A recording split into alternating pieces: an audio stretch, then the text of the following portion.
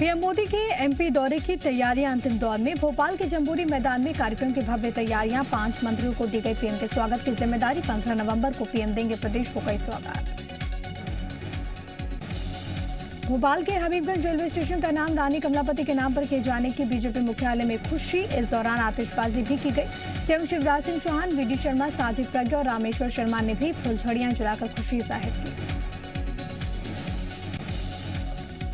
इस दौरान सीएम शिवराज सिंह चौहान ने कहा कि गर्व, आनंद और उत्साह का क्षण। पीएम मोदी ने विश्व स्तरीय सुविधाओं वाला रेलवे स्टेशन तैयार कराया। उसका नाम अंतिम हिंदू रानी कमलापति के नाम पर किया। इसके लिए पीएम का धन्यवाद। 15 नवंबर को प्रधानमंत्री नरेंद्र मोदी रानी कमलापति स्टेशन का शुभारंभ करेंगे। इस दौरान रेल मंत्री अश्विनी वैष्णव भी मौके पर मौजूद रहेंगे। मंत्री अश्विनी वैष्णव कल ही भोपाल पहुंचेंगे। पीएम के दौरे को लेकर मंत्री विश्वास सारंग को बड़ी जिम्मेदारी मिली। मंत्री सारंग को प्रधानमंत्री मोदी की अगवानी, सत्कार और विदाई की जिम्मेदारी दी गई। विश्वास सारंग को मिनिस्टर इन वेटिंग के लिए नामांकित किया गया। 15 नवंबर को भोपाल में होने वाले बिरसा मुंडा जयंती के कार्यक्रम में रानी लक्ष्मीबाई समाधि स्मारक की मिट्टी को भी शामिल किया गया। इसे लेकर संस्कृति मंत्री उषा ठाकुर खुद ग्वालियर पहुंची। यहां पर उन्होंने समाधि स्मारक पर दर्शन किए। पावन मिट्टी लेकर भोपाल के लिए रवाना हुई। मंत्री उषा ठाकुर ने कहा कि रानी लक्ष्मीबाई के त्याग और बलिदान को भुलाया नहीं जा सकता और इसलिए वो रानी लक्ष्मीबाई के समाधि स्थल की माटी लेकर भोपाल जा रही हैं। अमर शहीद बिरसा मुंडा की जयंती को जनजातीय गौरव दिवस के रूप में मनाया जा रहा है। मुख्यमंत्री शिवराज सिंह आज सुबह 10 बजे भोपाल के जनजातीय संग्रहालय में जनजातीय कला प्रदर्शनी का शुभारंभ करेंगे। सीएम चौहान इस दौरान प्रदेश भर के 700 कलाकारों से मुलाकात करेंगे। ये सभी कलाकार 15 नवंबर को जनजातीय गौरव दिवस कार्यक्रम में प्रस्तुति देने वाले हैं।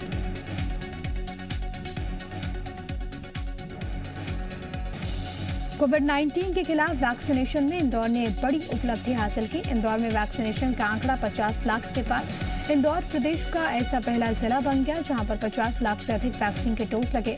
29,92,805 लाख लोगों ने वैक्सीन का डोज लगवाया। 20,09,516 लोग वैक्सीन के दोनों डोजेज यहां पर लगा चुके हैं। आपको बताएं कि कोविड-19 वैक्सीनेशन के लिए इंदौर में नए नवाचार हुए। पहले डोज के लिए जिस तरह लोगों ने जागरूकता दिखाई, उसी तरह दूसरे डोज को लेकर भी लोग गंभीर नजर आए। मध्य प्रदेश में आज होगी बाल कांग्रेस की शुरुआत। पूर्व सीएम कमलनाथ करेंगे शुभारंभ। 16 से 20 साल तक के बच्चों को दिलाई जाएगी सदस्यता। पूर्व मंत्री बाला बच्चन बनाएंगे प्रधान। रायपुर में आज बीजेपी के आरटीआई सेल की बैठक होगी। रायपुर के कुशाभाऊ ठाकरे परिसर में होने वाली बैठक में पार्टी के प्रदेश अध्यक्ष विष्णुदेव साय, नेता प्रतिपक्ष धर्मलाल कौशिक, पूर्व मंत्री बृजमोहन अग्रवाल, राजेश मूणत समेत प्रमुख नेता शामिल हैं। कांग्रेस का जन जागरण अभियान आज से शुरू होगा। शाम 4 बजे भिलाई से सीएम बघेल अभियान का आगाज करेंगे। पीएल पुनिया, मोहन मरकाम समेत तमाम दिग्गज मौजूद होंगे। इस अभियान के तहत पार्टी के नेता कार्यकर्ता अलग अलग इलाकों में पदयात्रा करेंगे। पुनिया ने बताया कि इस प्रदर्शन को जन जागरण अभियान का नाम दिया गया। इसकी शुरुआत भिलाई से होगी। 29 नवंबर को कुंडा गांव में इस अभियान का समापन होगा। मुख्यमंत्री भूपेश बघेल के विधानसभा क्षेत्र से कांग्रेस कार्यकर्ता 10 किलोमीटर की पदयात्रा करेंगे। रायपुर में आज जवाहरलाल नेहरू राष्ट्रीय शिक्षा समागम का शुभारंभ होगा। 2 दिन के कार्यक्रम का आज सीएम बघेल उद्घाटन करेंगे। स्कूल शिक्षा मंत्री डॉक्टर प्रेमसाय सिंह कार्यक्रम की अध्यक्षता करेंगे। पंडित दीनदयाल उपाध्याय ऑडिटोरियम में कार्यक्रम का आयोजन होगा। मणिपुर में असम राइफल्स के काफिले पर उग्रवादियों ने घात लगाकर हमला किया। इसमें असम राइफल्स के कमांडिंग ऑफिसर कर्नल विप्लव त्रिपाठी और 4 जवान शहीद हुए। हमले में कमांडिंग ऑफिसर कर्नल विप्लव त्रिपाठी की पत्नी और 8 साल के बच्चे की मौत हुई। कर्नल विप्लव त्रिपाठी मणिपुर के चेकपोस्ट का निरीक्षण कर लौट रहे थे। उसी बीच उग्रवादियों ने चुराचांदपुर जिले में घात लगाकर हमला बोल दिया। पीएम नरेंद्र मोदी, रक्षा मंत्री राजनाथ सिंह ने इस हादसे की निंदा की। शहीद जवानों को श्रद्धांजलि दी। मणिपुर उग्रवादी घटना की बीजेपी नेता बृजमोहन अग्रवाल ने कड़ी निंदा की। बीजेपी विधायक और पूर्व मंत्री बृजमोहन अग्रवाल ने घटना को दुखद बताया। उन्होंने शहीद हुए रायगढ़ के कर्नल समेत सभी शहीदों को श्रद्धांजलि दी। मणिपुर हमले में शहीद जवानों को सीएम शिवराज ने श्रद्धांजलि दी। सीएम ने ट्वीट कर लिखा कि ईश्वर से प्रार्थना है कि वो दिवंगत आत्माओं को शांति प्रदान करे। जवानों के सर्वोच्च बलिदान के लिए देश हमेशा ऋणी रहेगा। सीएम ने पीड़ित परिजनों के प्रति संवेदनाएं जाहिर। बालाघाट में एक बार फिर से नक्सलियों ने कायराना हरकत को अंजाम दिया। बहर थाना क्षेत्र के मालखेड़ी में मुखबिरी के शक में नक्सलियों ने 2 ग्रामीणों की हत्या कर दी। शवों के पास से लाल स्याही में लिखे पर्चे बरामद हुए। घटना के बाद ग्रामीणों ने पुलिस को सूचना दी। एएसपी विजय डाबर और जवान के देर से आने को लेकर परिजनों ने नाराजगी जाहिर की। सीएम शिवराज सिंह चौहान ने घटना पर दुख जाहिर किया है। साथ ही परिजनों को 5-5 लाख की आर्थिक मदद और एक सदस्य को सरकारी नौकरी देने का ऐलान किया। झीरम घाटी जांच रिपोर्ट को लेकर गृह मंत्री ताम्रध्वज साहू, कृषि मंत्री रविंद्र चौबे ने प्रेस कॉन्फ्रेंस कर कहा कि राज्यपाल ने जो जांच रिपोर्ट सरकार को दी उसका लिफाफा खुला हुआ है। बीजेपी जिस तरह से रिपोर्ट का हवाला देकर आरोप लगा रही है उससे रिपोर्ट लीक होने को लेकर सवाल उठते हैं।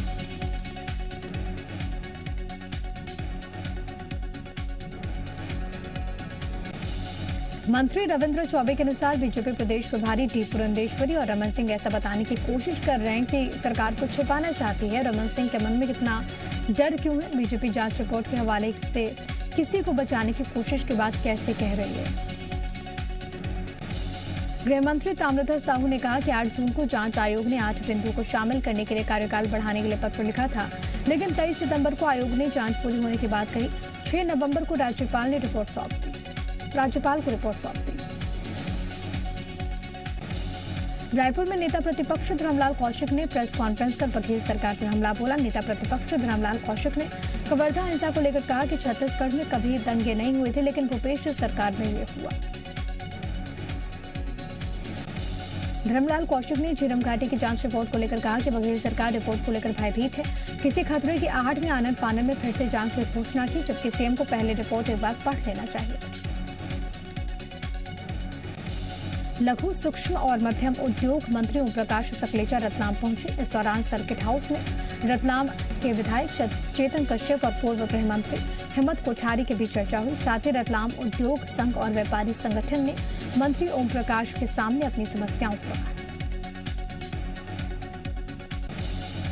रायसेन पहुंचे स्वास्थ्य मंत्री डॉक्टर प्रभुराम चौधरी ने जिला चिकित्सालय में 1000 LPM के oxygen plant, CT scan machine, ICU के 14 बेड, पीआईसीयू के 10 बेड और 60 ऑक्सीजन सपोर्टेड बेड का लोकार्पण किया। जिला चिकित्सालय पहुंचे स्वास्थ्य मंत्री ने हमीदिया की घटना को दुखद बताया। स्वास्थ्य मंत्री ने कहा कि ऐसी घटना दोबारा ना हो, इसके लिए पूरे प्रदेश के अस्पतालों में फायर सेफ्टी ऑडिट कराया जा रहा है। भोपाल लाई जाएगी लक्ष्मीबाई स्मारक की माटी लेने ग्वालियर पहुंची संस्कृति मंत्री उषा ठाकुर। जनजातीय वर्ग के लोगों के घर पहुंचेगा राशन। 15 नवंबर को पीएम मोदी करेंगे योजना का शुभारंभ। रायसेन पहुंचे स्वास्थ्य मंत्री ने दी जानकारी। भोपाल में आज हेलीकॉप्टर लैंडिंग के लिए हेलीपैड की हुई टेस्टिंग। जबोरी मैदान और बीयू में बना है हेलीपैड। हेलीकॉप्टर से मैदान का लिया गया जायजा। बलौदा बाजार में कोरोना का कहर, बीते 24 घंटे में सामने आए कोरोना के 7 नए मरीज। शहर का रविदास इलाका कंटेनमेंट जोन घोषित।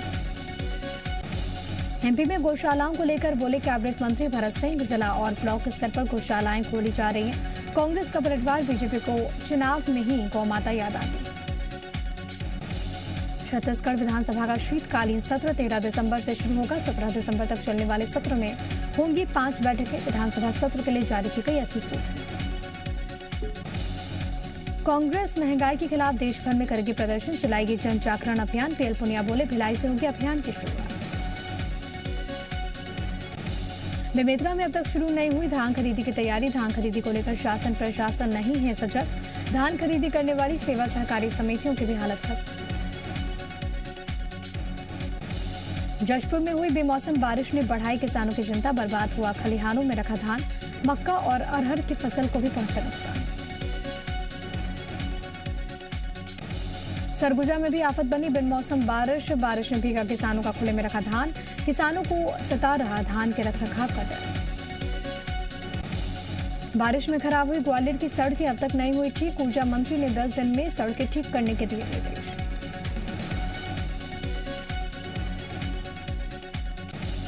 निवाड़ी के पृथ्वीपुर में दिन दहाड़े हुई लूट। बदमाशों ने घर में अकेली महिला को बनाया निशाना। चाकू के नोक पर लूटे सोने चांदी के जेवरात और कैश। रीवा के सिविल लाइन थाना स्थित कोर्ट से आरोपी ने की भागने की कोशिश। कोर्ट परिसर में मौजूद अधिवक्ताओं ने आरोपी को पकड़ा। उज्जैन पुलिस ने पकड़ी 56 ग्राम स्मैक। 3 तस्करों को भी पुलिस ने किया गिरफ्तार। राजस्थान से स्मैक लाकर शहर में करते थे तस्करी। दिल्ली एनसीआर में बढ़ रहे प्रदूषण पर सुप्रीम कोर्ट का सुझाव। कोर्ट ने 2 दिनों का लॉकडाउन लगाने को कहा। दिल्ली सरकार ने आपात बैठक के बाद 1 हफ्ते के लिए स्कूल बंद करने का किया ऐलान। सरकारी कर्मचारी भी करेंगे घर से काम। यूपी के कानपुर में जीका से ठीक होने वाले मरीजों की संख्या बढ़ी। 123 संक्रमित मरीजों में से 37 ठीक होकर घर लौटे। 86 मरीजों का जारी है इलाज। यूपी में आज भी नेताओं की रैलियां। बुलंदशहर के अनूप शहर में होंगे प्रियंका गांधी तो अखिलेश यादव का रथ आज पहुंचेगा कुशीनगर। असदुद्दीन ओवैसी की अलीगढ़ में होगी रैली। अपने 3 दिवसीय आंध्र प्रदेश दौरे के लिए देर शाम तिरुपति पहुंचे गृह मंत्री अमित शाह। आज 29वीं दक्षिणी क्षेत्रीय परिषद की बैठक में होंगे शामिल। देर शाम भगवान वेंकटेश्वर स्वामी के दर्शन किए।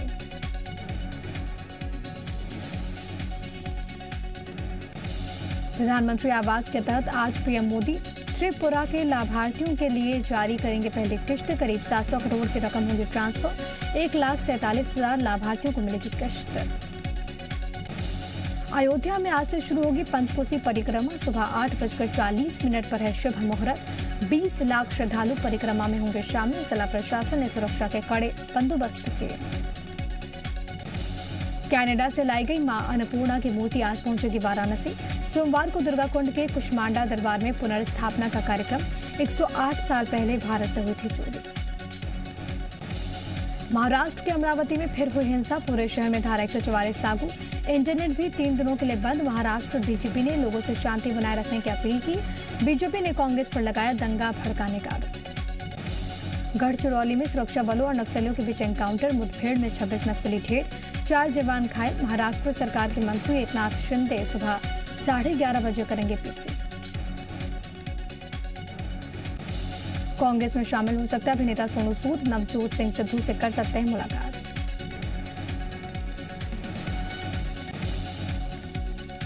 कंगना के आजादी वाले बयान पर मुंबई में प्रदर्शन। शिवसेना कार्यकर्ताओं ने किया प्रदर्शन।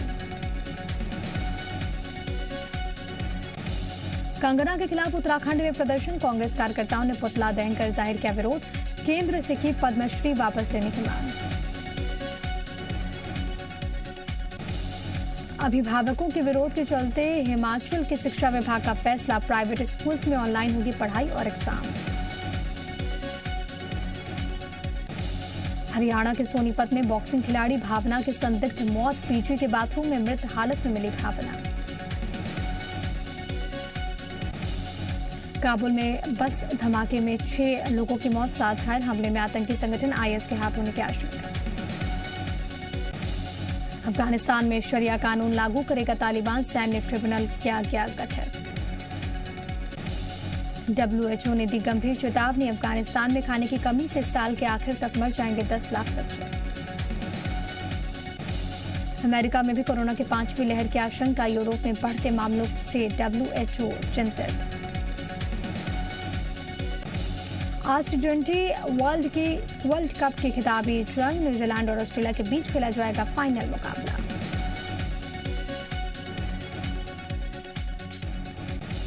दुबई इंटरनेशनल क्रिकेट स्टेडियम में होगा मैच। शाम 7:30 बजे से शुरू होगा मुकाबला। आज हो जाएगा फैसला T20 का बॉस कौन।